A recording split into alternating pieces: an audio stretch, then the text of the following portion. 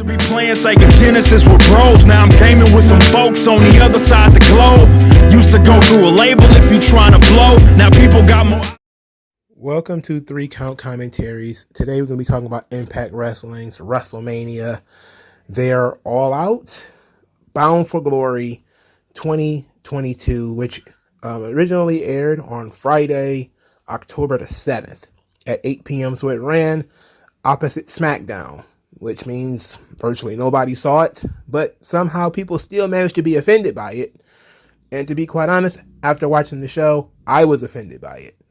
The too long didn't listen version of this is Impact Wrestling desperately, I'm talking desperately, needs new creative. Desperately. This is absolutely the bane of Impact's existence has been its creative of the last 2 or 3 years. It is not good. It is incredibly not good. It is so incredibly not good that even people who want to like Impact can't convince other people to like Impact. All right.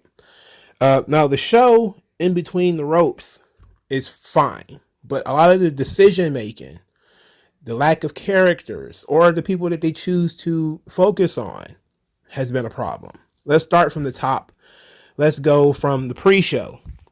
So Brian Myers is still here for some reason. He's the digital media champion.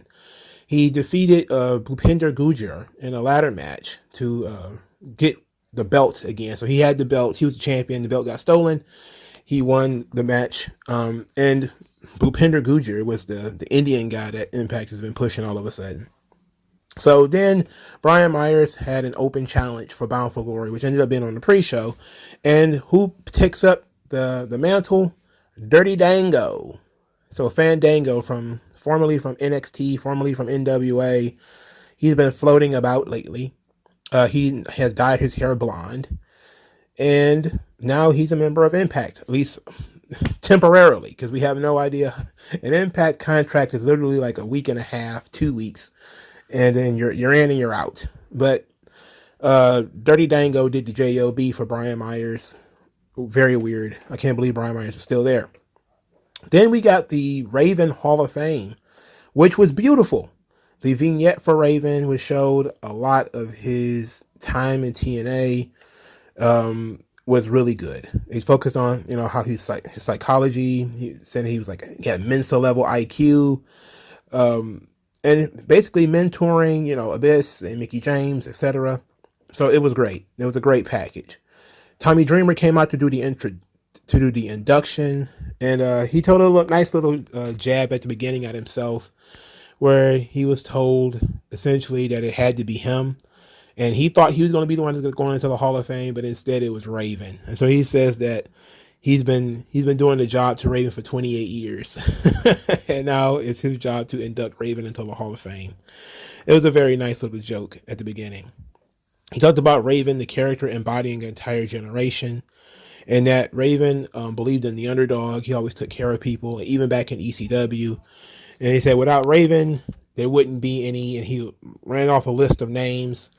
The Blue Meanie, Stevie Richards. He's even said Mickie James and a couple of other people that Raven took under his wing throughout his ECW and TNA careers. And then he talked about moments and said that through all the years, they don't remember much about matches, but they always remember the moments. And he always remembered that great moment of getting DDT'd by Raven and Raven doing the pose. And he kind of choked up by saying, it's very sad that they'll never have that moment again. So then he inducted Raven, and Raven came out. Raven's speech was an interesting one. He talked about having narcissistic personality disorder. He talked about feeling uncomfortable as a babyface. He's uncomfortable with the cheers, and said that he was uncomfortable with being there because people were cheering him, so the fans started to boo him so he could feel a little bit more comfortable. He talked about coming up in the territory system, starting out in Memphis in Tennessee. Then he talked about driving around Lynn Denton, who was the booker in Portland, and in that where he learned a lot about the business is driving Lynn Denton around. He gave Paul Heyman a ton of credit for giving him creative freedom in ECW, which led to some great feuds, like his feud with Tommy Dreamer and the feud with the Sandman, which he says that he'll put up against any feud in the business, which the Sandman feud is very good, but I don't want to get too far into that. He says that he jumped ship. He would have stayed in ECW forever, but he jumped ship because, money was an issue. And he went to WCW, where he says he self-destructed due to his own ego. And then jumped ship to the WWF, where he said which was a miserable experience. But for the first time, he actually went to see a psychiatrist to see about his deep-seated insecurities. And he thought that it was over for him until TNA called him. And then he said TNA was giving him another opportunity to get back on television, because he thought the WWF run was going to be the end of his television career. And he wasn't happy with that. So TNA gave him a chance. He says it felt like he was coming full circle. He started in Tennessee, and he got a chance to end in Tennessee. And he thanks Sandman, he thanks Lodi, he thanks a couple of other people, but said that his real friends know who they are and know what they mean to him. Then he says that he thanked Tommy Dreamer for their 28-year feud, which ends tonight. The two of them hugged. Then Raven kicked Tommy Dreamer in the stomach and DDT'd him on the stage and posed one more time. So it was great. Really, a real positive experience. I didn't know Raven had so many, psychological issues. I'm not surprised, in so much as how deeply rooted the character was and how most people didn't really get it. It was because it was so personal. You can't really get in the brain of somebody who's creative and they're inside of their own head and what they're trying to get out. You just kind of have to get out of the way, and WWF certainly wasn't going to be the place where they're going to get out of the way. And WCW wasn't going to give them the space. So ECW was perfect. And I think TNA did a really good job too of just letting Raven be Raven. And I'm a huge Raven fan. I really am. His feud with the Sandman was tremendous. Come on, that I probably have said on this channel 100 times when he got Sandman's son Tyler to say, Daddy, you're a drunk. I worship Raven. Like, that was phenomenal shit. That was phenomenal shit. I liked the feud with Tommy Dreamer too. I thought it was really good. It's just Raven did tremendous stuff in ECW.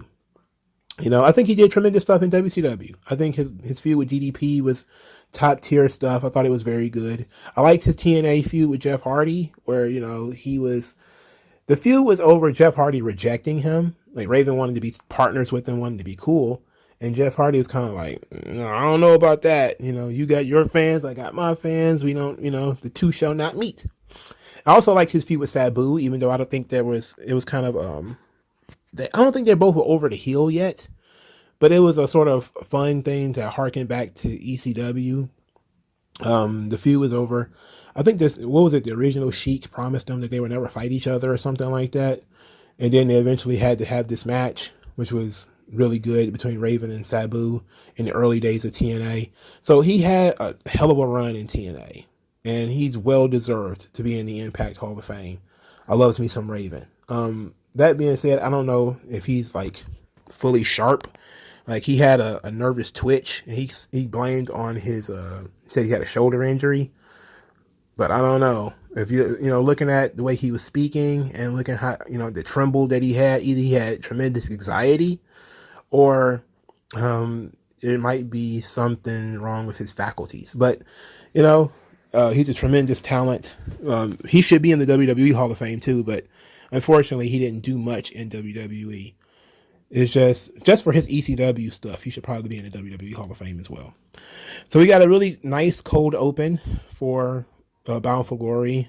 They do these very well. The cold opens for TNA are usually pretty good, or for Impact, are usually pretty good. So match 1, Frankie Kazarian defeats Speedball Mike Bailey by submission to win the X Division title. At which case, I looked at the screen and said, okay, is Tony Khan and AEW still involved with Impact and we just don't know it? Because why would you put the X Division title not only on old ass Frankie Kazarian, but put the title on a guy who works in AEW? Now, I'm pretty sure maybe Frankie Kazarian is not going to be there much longer. Maybe his contract is about to run out or whatever the case. But even if that was the case, I still wouldn't have put the belt on Frankie Kazarian. I mean, everything about Impact is so steeped in 10 to 15 years ago. Like, if you thought Vince McMahon was out of touch, some of the stuff that they did on this show, incredibly out of touch. Putting the X Division title on Frankie Kazarian, having him beat Speedball Mike Bailey, who I don't like, by the way. I just think he's a boring fucking guy. But that, boy, that made no sense to me. You know, I guess we're not really going forward at that point. We're going, I don't know, TNA Retro with fucking Frankie Kazarian being the X Division champion. There's no real spots in the match that really kind of took my attention. I don't like Speedball Mike Bailey. He's so fucking boring, and I don't get how anybody else likes him. But that's just me. Of all the sort of newer talent in Impact, he's one of my least favorites. I mean, he just comes across like a human doll. Like, he has no facial expressions. He always seems to have the same facial expression. You know, his bullshit karate stuff. I don't know, man. I don't like Speedball Mike Bailey. And Frankie Kazarian is a guy, I don't dislike him. It's just that I just know that he's not going to be around this long. And at this point, Impact needs new blood. They don't need old blood in new positions or whatever. They need new blood. They need new people, you know, getting over, being pushed. They need fresh talent. It's the one thing WWE and AEW are doing better, is that they actually do stuff with their young guys. I mean, I don't know how many times do I have to sit on fucking this in whatever and talk about Impact and say that they have no young guys and they do nothing with the fucking young guys that they have. I don't know, but Mike Bailey losing, it set a standard. Let's put it like that. Next, Mickie James, she cut a promo, says that the stakes couldn't be higher for her match and the pressure is on, but she always delivers in high pressure situations, and who better to test her than Mia Yim? Mia Yim promised to give everything she had in the last rodeo, and the last rodeo is about testing herself against the best, and she thinks that Mia Yim is one of the best. And say that everybody who thinks that she's passing the torch, she says, no, I am the torch, and we're about to burn Albany to the ground. So the second match was Mia Yim versus Mickie James. Mickie James wins the match with the Mickey DDT, which is, you know, the leaping DDT. This was a really good match. Mickie James being older than Mia Yim, I don't think that, you know, Mickie James losing was wrong. I thought this was great. You know, Mia Yim, and I liked the match and how it was paced and how it was put together and everything.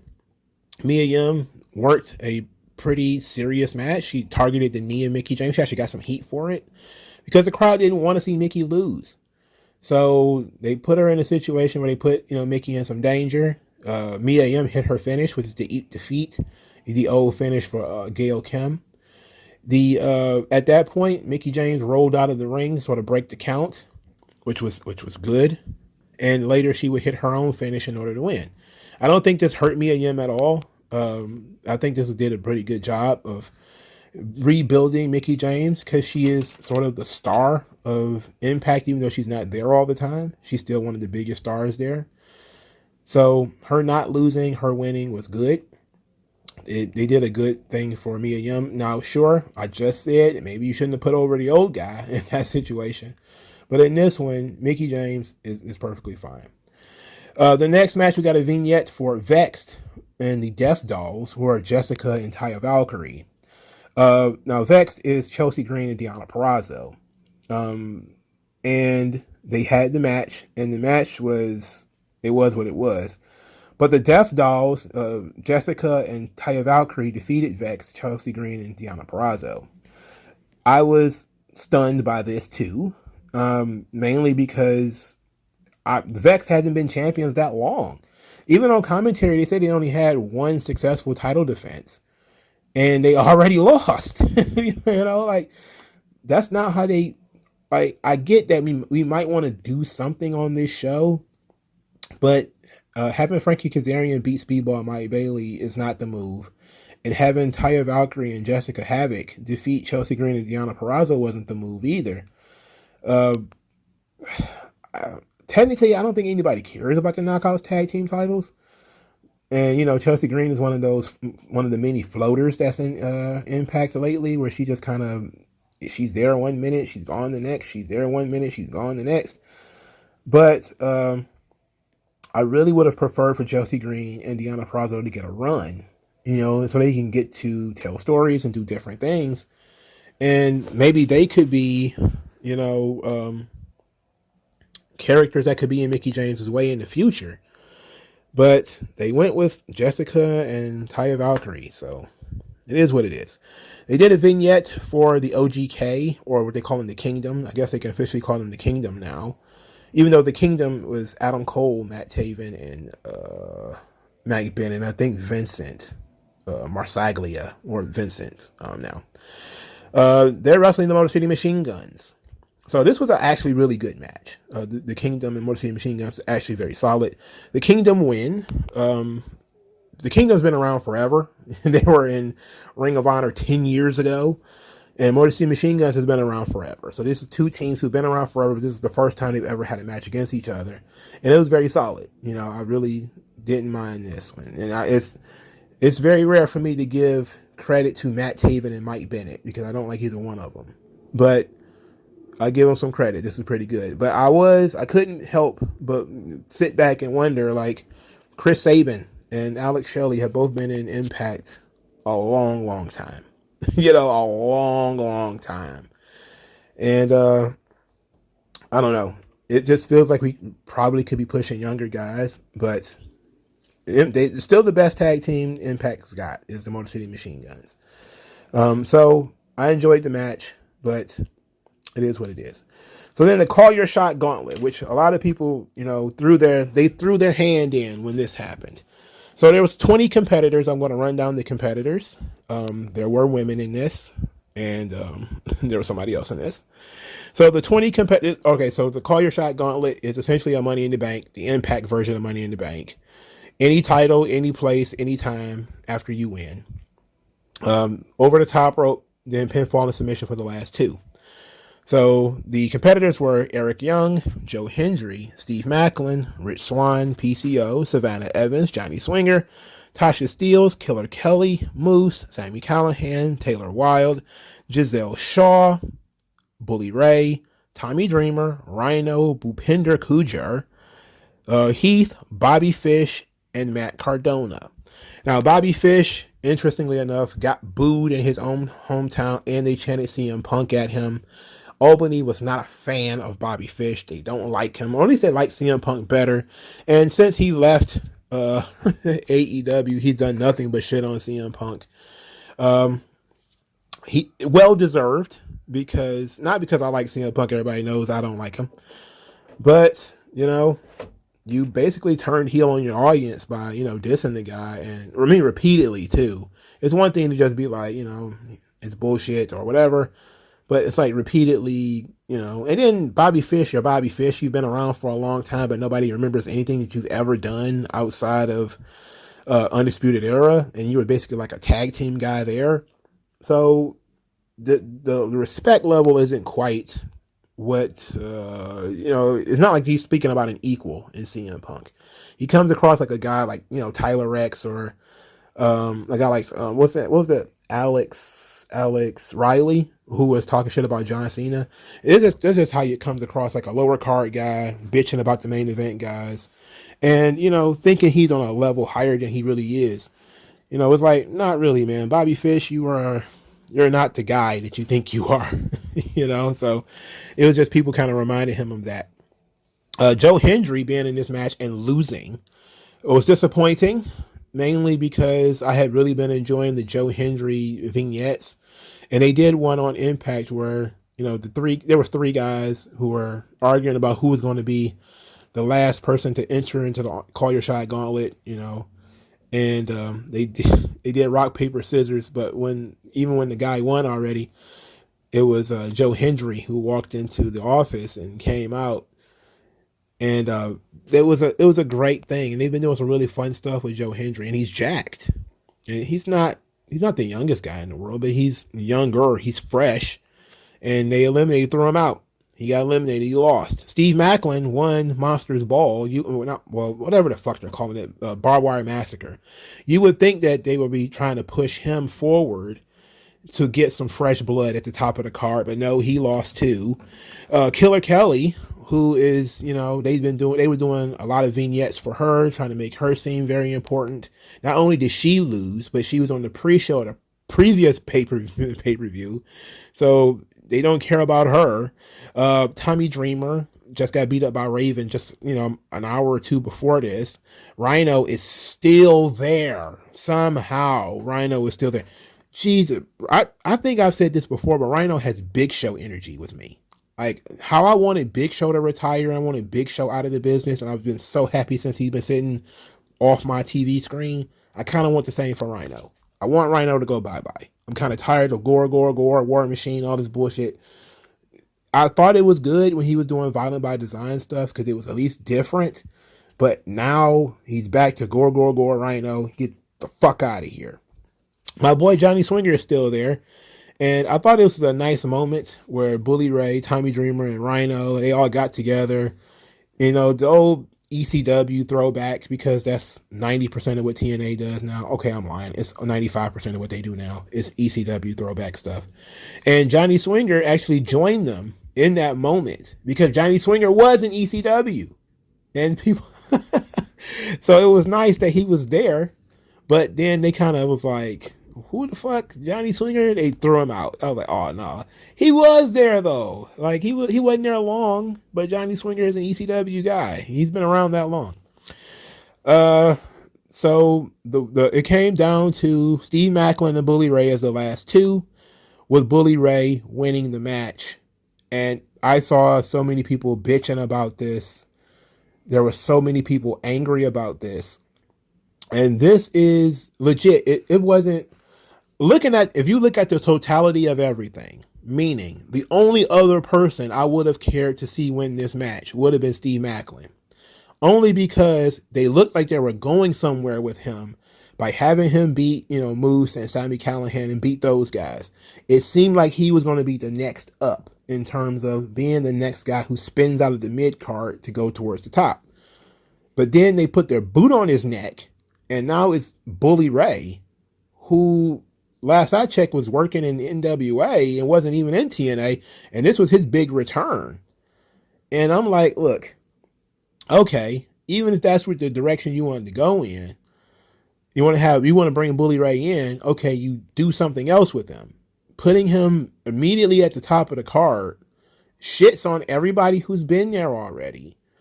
And it shows that your company is not ready to move forward yet. It seems like you're still looking backwards. You're not just nostalgia, because everybody does nostalgia. AEW still got Sting running around doing stuff with the Great Muta. Even Triple H, he's about to do a DX reunion. So everybody's doing nostalgia. Bound for Glory is a night for nostalgia, kind of, when it comes to TNA. But when you don't have any new talent at the top of your card, even Josh Alexander, who, I'll talk about him in a moment, but when you don't have any young lions that are ready to move up, you really should use something like this for them. This could really have made a younger guy seem more credible, seem more dangerous or whatever.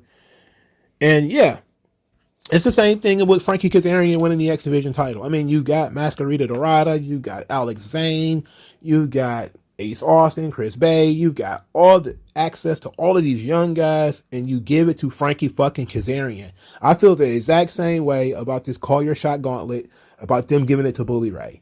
Literally makes zero sense. It depends on what you're trying to do, and it seems like Impact is just handcuffed by their creative. They need new creative. If I'm almost to the point where I'm just want to just scream, like send Anthem a really strongly worded email about the creative to Impact. It is awful. All right. It's awful. It makes this show incredibly boring to watch.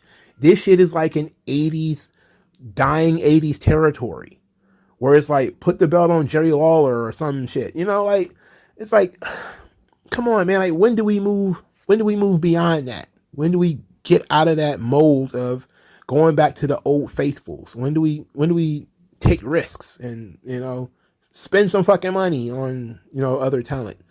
Whatever. Alicia Edwards was backstage with the kids, and those kids were oddly brown. No disrespect, but I looked at those kids and I'm like, why are those kids so brown? But they were, I guess, her and Eddie Edwards' kids.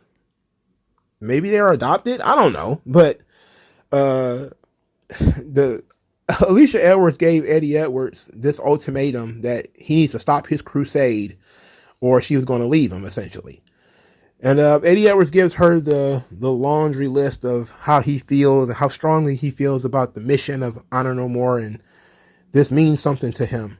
So his daughter asks him what happens if he loses, and to which Alicia Edwards said he won't lose. Had you fooled. Anyway, the vignette, we had a vignette after that for Masha Slamovich and Jordynne Grace. To me, this was the match of the night. Masha Slamovich is coming into this match undefeated. Jordynne Grace has turned herself into an absolute android where she's like all muscle everywhere. And this was a hard-hitting match with Masha Slamovich having really good strikes. They breaking out, interesting, intricate moves like, the vertebreaker for Jordynne Grace was very interesting. They kicked out of each other's finishers. And then the big finish came with the Grace driver off the second rope. And Jordynne Grace defeats the previously undefeated Masha Slamovich. Okay. All right. It was a great match. Creative decision to put the belt on Jordynne Grace. To keep the belt on Jordynne Grace, rather. Not sure why. I'm not sure why. Sitting back thinking about it, I was saying to myself, all right, I thought they were going to go with, Masha Slamovich and eventually Killer Kelly would get there and it would be them two. But them keeping the belt on Jordynne Grace, I still think Killer Kelly will make her way up the card to, wrestle for the title. But I don't understand what was the point of Masha Slamovich beating everybody if she's going to get to the top and lose, I don't know. But it was a great match. I didn't have a problem with Masha Slamovich losing. I just thought that Jordynne Grace had, she's kind of been there a long time Impact player, and we probably could have used somebody fresh in this position. It's like they changed the titles when they didn't need to when it comes to Frankie Kazarian and Vexed, or Frankie Kazarian and Death Dolls. They didn't need to switch the titles there, but they did it anyway. Where I felt like here, they probably did need to switch the belt and put the belt on Masha Slamovich and then tell the story of Masha Slamovich, maybe the unbeaten, Russian nightmare or whatever. And then eventually Mickie James and Killer Kelly start coming up and Mickie James had to put her career on the line in his career versus title or something like that. And against an undefeated opponent. That could be something, right? That's what I would thought we were going with this, but apparently it's not. Apparently we're going to go with maybe Mickie James and Jordynne Grace in the future, because I don't see anybody beating Jordynne Grace at this point. If she beat Masha Slamovich, then why would she lose to anybody else? Anyway, moving on. There was a vignette for Eddie Edwards and Josh Alexander, and then we got the main event, Josh Alexander versus Eddie Edwards. This match was very slow between two people I don't really care about. Now, Josh Alexander, again, I thought he was great in the move up to the main event when they finally made the decision to go with him. That was fine. I thought that was cool. Then they went with Moose and they had Josh chasing. That was fine too. But now Josh is just sort of the top guy. He doesn't have the charisma to lead the company. He just doesn't have it. He's a wrestler guy. And he's wrestling another wrestler guy. So it's like, how would you expect for people to really care about this show when you didn't really give them a lot of spice on this show? You just gave them, decently cooked steak. This is a solid mid-card match. That was, in the main event. And I think that the girls outshined them anyway. And that's probably why the crowd was kind of into it, but it took a while. Anyway, Josh Alexander wins. Not a surprise. They kicked out of each other's finishers. Josh Alexander did the triple German suplex, but he did it in different positions. So he did one on the ring apron, one on the floor, and then one on the ramp, which I thought was pretty nice. And it was all the same suplex because he held on as he moved around. So I thought that was a nice creative way to do the Benoit triple suplexes. I actually liked that. It was very creative. After the match, Honor No More actually interfered in the match with Kenny King hitting Josh Alexander in the nuts. Didn't really work. Then Josh Alexander kicked out of Eddie Edwards' finish. Later, Eddie Edwards kicked out of his finish. After he hit his finish for the second time and won the match, Honor No More jumped him again in the post-match beatdown. Rich Swann and Heath tried to help out, but they weren't enough. The numbers advantage of Honor No More was too much. Then Bully Ray came out there, and Matt Taven and all those guys spread apart to let Bully Ray, use his Call Your Shot Gauntlet trophy because, and they did a good job of explaining this, all of these guys were in Ring of Honor together. Matt Taven, Bully Ray, all of them. So you're thinking, okay, Eddie Edwards lost and is no longer the leader. Maybe Bully Ray is going to take over. But nope. Bully Ray turns babyface, attacks Honor No More along with Josh Alexander. And then he stands in the middle of the ring to end the show, not having cashed in his trophy, and told Josh Alexander that he's going to have to step his game up because he's going to be the most legitimate challenger that Josh Alexander ever had. And then that's what it is when we go off the air. This show, Jesus H. Christ. I'm telling you, it's like a dying territory. It's like watching late stage AWA or something like that, man. It's crazy. It's crazy how a modern promotion just has no energy. Like none. No energy. No juice whatsoever. Despite the fact that they have so many guys from like AAA and stuff like that. Guys like Taurus and Laredo Kid. Like, come on. And you can't push those guys to the top. You can't give them an opportunity. Fuck. Please do something else. I have zero interest in Bully Ray versus Josh Alexander. And I'm sure that most other people don't either. I don't know what it is, but please do something else. Try harder, please. The women's division is actually better. The women's division is back. Jordynne Grace is doing a good job. Mickie James is doing a good job. Women's tag team titles, not so much. The knockouts, the X division title is in the mud. It's dead. The tag team division is pretty good, but we need to dispense with Honor No More. Like this was it for me. Look, even if Eddie Edwards won, I wouldn't have cared because I don't like him either. But it's like, how many fucking losses can this group take? It's like, it's over, right? Clearly, we're going to disband this group, and the Kingdom are going to spin off and do their own thing and be the tag team champions and be cool. And everybody else needs to slink back down to the bottom, separate. Vincent can go do some great promos on his own with PCO. Kenny King can go do some great stuff in the X Division by himself. We don't need this Honor No More shit anymore, right? Do we all agree? Thank you. This show was mid. It had 2 good matches. The rest of it was, I don't know, man. It was just mid. All right. Like, share, subscribe. Thank you guys for your time. I'll talk to you guys later. Peace.